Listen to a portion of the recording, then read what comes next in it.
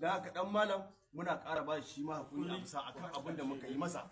Shi ma tun da ya nemi ya fi al'umma ga baki daya mun yafi masa kuma muna tare da shi. Masha Allah ya yi kyau insha Allah mai sai nura yanzu gashi nan wanga su ne su da jama'a wanda jama'a sun ka samu matsala dan malam. Kenan duk wanda ya gani ya san cewa tsakanin Nijar da Najeriya akwai amana. Yawwa. Dan malam muna tare da shi kusan shekara 7. Muna tare muna mu'amala tare muke ci tare muke sha. Komai tare muke yi. Wannan abu kaddara ce ta zo sannan kuma wasulhu khair. Sulhu alkhairi ne. Tunda an yi sulhu duk wani dan Nijar da ya ga wannan bidiyon ya san cewa har yanzu muna nan dan wai an samu matsala to ana iya samun kuma maslaha a shirya yawa an shirya kuma haka ake bukata. To shugaban runduna ta nan Highlanders yanzu kuma ku yi hankuri ku je inda shugaban vice president na kungiya da shi da wake abin ga makarraban shi ku nuna dai da kun shirya ku yanan ku abin ga yawa masha Allah haka ake so. Gaskiya da karɓar zuwan da kuka yi muna kuma mun ji daɗin da kun mai da makamanku bisa ga zancen da kuke ciki na ciki kuke tsakanin ku da ɗan malam to Allah dai ya rika a yi zama sun tsaya matsalin su ɗaya kuma a yi ƙoƙarin a wayar da al'umma kai na TikTok su ku ne yanzu a idon tunda abin da ya faru in ba ku yada shi ba har ya zama abu matsala tunda ɗauka hannu ga doka ka ɗauke ta da hannunka matsala ce a kiyaye akwai wani abu na ɗauka doka ana so a ɗauki doka za a kai ƙara samana ko kuma ku ɗauki lambobi mu an sha lura insha Allah kuma wanga shi gaban matasa zai ƙara shi nura dai ba batacce na ba mun san shi sosai shi ma ko da wani lokaci.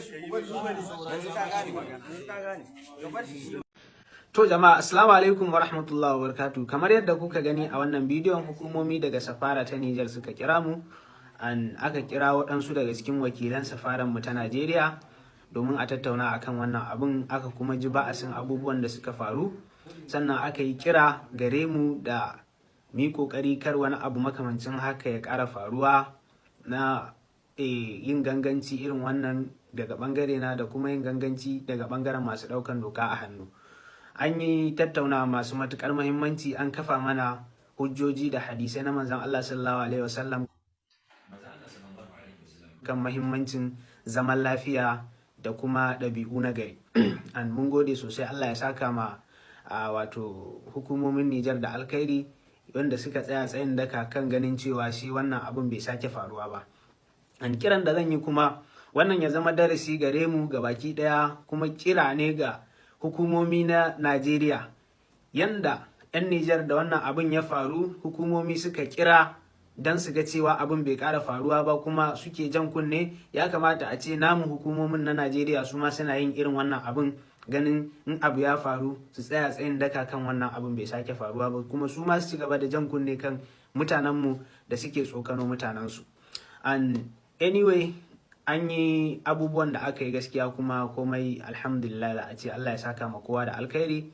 Sannan kuma bayan wannan zaman da aka yi na safara an ƙara kiran wayanda suka aikata min wannan abin mun je mun haɗu sun ba da haƙuri kamar yadda ni ma na ba da haƙuri da haka dan malam muna ƙara ba shi ma hakuri a bisa akan abin da muka yi masa. Shi ma tun da ya nemi ya fi al'umma ga baki da mun yafi masa kuma muna tare da shi. Masha Allah ya yi kyau insha Allah mai sai nura yanzu gashi nan wanga su ne su da jama'a wanda jama'a sun ka samu matsala dan malam. Kenan duk wanda ya gani ya san cewa tsakanin Nijar da Najeriya akwai amana. Yawwa. Dan malam muna tare da shi kusan shekara 7. Kuma alƙawarin cewa ba za su sake yin wani abu makamancin wannan ba mun gaisa har ma gashi nan dai kamar yadda za ku gani a wannan bidiyo. Daga ƙarshe abin da nake so in ce ga mutanen da suka nuna damuwa a kaina saboda wannan abubuwan da suka faru da wanda ma suka kira ba su same ni ba da wanda ma dai sun ji ba daɗi ne a iya zuciyansu to duka na gode Allah ya saka da alkhairi wannan ya zama izina ga sauran mutane kar mutum ya dinga ganganci da rayuwar shi da abubuwa dai da yawa makamancin haka.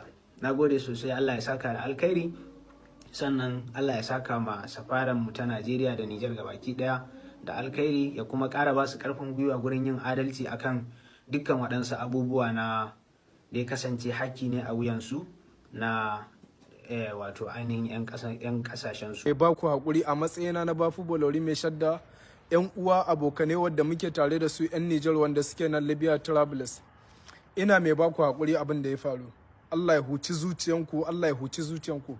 Wannan bawan Allah ya yi kuskure kuma ya fito ya nuna duniya ya yi kuskure, ya ba da haƙuri. Don Allah, don annabi, in ci alfarma, mu ci alfarman annabi da alkur'ani, a yi haƙuri, a yafe mal abin da ya faru ya wuce. Kuskure kam ya yi kuskure. Yanzu a matsayina na ɗan Najeriya, abubuwan da yake faruwa a Najeriya ba na tare da shugaban ƙasar nan, amma in ka zage shi a matsayina na ɗan ƙasa ba zan ji daɗi ba. Kana da gaskiya, kana da gaskiya. Duk wanda ya ce zai kare ƙasan shi yana da gaskiya, kuma soyayya ne na gaske shi. Kuma abin da nake so in ja hankali game da 'yan uwa masu zage-zage, duk yadda kuke da mutum kar ka taɓa ƙasan shi. Saboda me yasa wayannan bayan Allah da kuke gani 'yan Nijar ba su taba fitowa sun ce ba sa tare da wannan shugaban kasan ba, ko abin da yake musu ba daidai bane, ba sa son shi, ko naman jikinsu yake yanka yake ci. Ya kamata ku zuba musu ido, tunda ba kasan ka bane, maganan Allah. Ina mai baku haƙuri 'yan uwa matasa 'yan Nijar 'yan Najeriya, a yi haƙuri. Zama lafiya ya fi zama ɗan sarki, kuma tsuguna wada wai ba gajiya bane. A rayuwa a koda yaushe ana so in mutum ya yi kuskure ya fito duniya ya ce shi ya yi kuskure. Kai ba kome ba ne, saboda rayuwar nan minti nawa ne. Mu yi haƙuri da juna. Duk wanda ya ga bidiyon nan ko saƙon nan ya ɓata man rai bai ji daɗi ba, ya yi haƙuri. Mu in muna zaune da ku lafiya, muna zaune da ku lafiya. In wani ya yi ma abu, ka kafa iya wanda suka yi ma abu, ka zage su, wannan normal ne, ba wanda zai shiga. Amma in ka ce ƙasa ka taɓa, to wanda yake kishin ƙasa ko bai san ka ba zai neme ka ya ɗauki fansa a kanka. Kuma irin wannan abun bai da amfani. Mu ba ma goyon bayan rashin gaskiya. Duk wanda yake ko namu ne ko ba namu bane, in yayi gaskiya muna tare da shi, wanda ya bai gaskiya ba ma tare da shi. Allah ubangiji ya sa mu dace, Allah ya ba mu haƙuri. Amin ya hayyu ya qayyum.